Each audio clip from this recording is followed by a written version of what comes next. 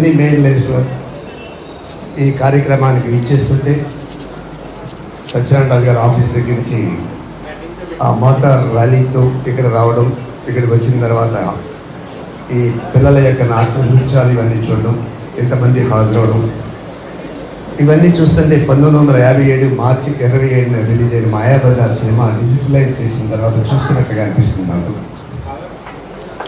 ఎందుకు మాయాబజార్ డిజిటలైజ్ చేసిన తర్వాత చూస్తున్నట్టు అనిపిస్తుంది అంటే, మా రాఘవేంద్ర గారు సుమారు 55 సంవత్సరాల క్రితం చార్టర్ సెక్రటరీగా నర్సీపట్నం లయన్స్ క్లబ్లో ఉన్నప్పుడు ఆయన, 43 సంవత్సరాల క్రితం కాకినాడ లయన్స్ క్లబ్లో జాయిన్ అయిన నేను.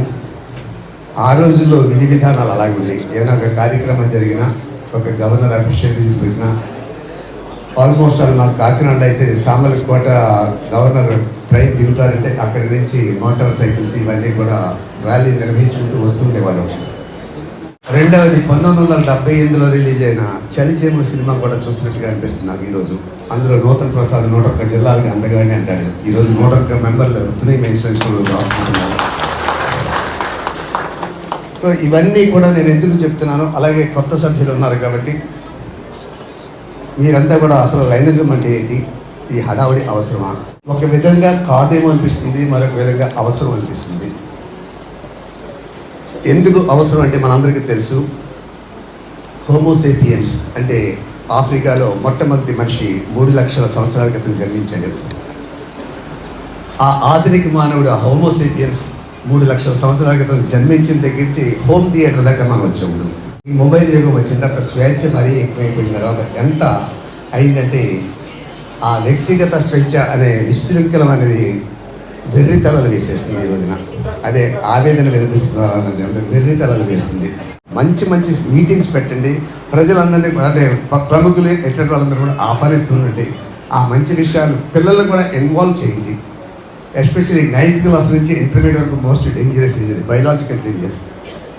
తెలియదు పాపం వాళ్ళకి, తెలియక ఏదో టెంప్ట్ అయిపోతుంటారు, అవన్నీ చూసి ఇదంతా నిజం అనుకుంటుంటారు. ఆ స్టేజ్లో మనం ఏంటంటే వాళ్ళు భుజం తట్టి నేనున్నాను, నేను ప్రేమిస్తున్నాను అని చెప్పి అమ్మ నాన్న అదే కుటుంబ సభ్యులు చెప్పే స్థితిలో ఉంటే ఈ దుస్థితి రాదు. స్వేచ్ఛ సౌభ్రాతృత్వం అనే 2 స్తంభాల మీద నిలబడిన ఈ లైనిజం ఈరోజు నేను ఎక్కడికి వెళ్ళినా ఒకటే కోరుతున్నాను, లయన్స్ క్లబ్స్ అందరినీ కూడా అంటే మనమే దీనికి కంకణం పెట్టుకోవాలి. విధిగా విద్యాలయాలకు వెళ్ళాలి, ఎస్పెషల్లీ 9th క్లాస్ నుంచి ఇంటర్మీడియట్ వరకు. వెళ్ళిన తర్వాత వాళ్ళకి వచ్చే చేంజెస్ సహజం. ఈ చేంజెస్లో నువ్వు ఎట్టే దానికి ఇన్స్టిగేట్ అయిపోకూడదు అని చెప్పి మనం వాళ్ళకి ఎట్లా చెప్పవలసిన ఆవశ్యకత ఉంది. దేశంలో మీరు ఈరోజు జాయిన్ అయ్యారంటే ఆ జాయిన్ అయిన తర్వాత మీరు దాని విధి విధానాలకు అనుగుణంగా మీరు నడుచుకుంటూ ఉండాలి. అట్లాగే సబ్స్క్రిప్షన్ మీరు కట్టవలసింది ఏంటంటే మీ క్లబ్ వారు ఫిక్స్ చేసినట్టే ఎవ్రీ ఇయర్ కట్టాలి. మన సమయాన్ని మనం వెచ్చించాలి, మన మేధస్సుని సమాజం కోసం ఆలోచన చేసుకోవాలి. ఇవన్నీ చేస్తూ మీ అధ్యక్షుడు వారు మీకైనా బాధ్యత చెప్తే ఆ బాధ్యత కూడా నిర్వహించాలి. ఇవన్నీ నేను చేస్తానంటే మీ అందరినీ ఇప్పుడు ప్రతిష్టాపన చేయడానికి నేను ముందుకు వస్తాను. మీరందరూ చేయడానికి సంసిద్ధతనండి. మీరు ఆ సంసిద్ధతను వ్యక్తం చేసిన తర్వాత మీ అందరినీ కోరేది కూడా అంటే విధిగా సమావేశాలకు రండి. సమావేశాల్లో గొప్ప వాళ్ళు ఏమైనా ఒక్కొక్కరికి మాటలు వింటే మనం ఇన్స్పైర్ అవుతాం. నేను లైనిజంలో రావడానికి కూడా కారణం అదే. Of లైనిజం is use protocol.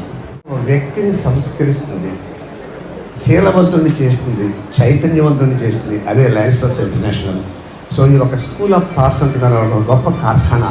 ఇది నాయకుడిని జాగృతం చేస్తుంది, సామాజిక స్పృహ కలిగజేస్తుంది, భావ వ్యక్తీకరణ ఇస్తుంది, 10 మందిని పరిచయం చేసుకునే అవకాశం వస్తుంది.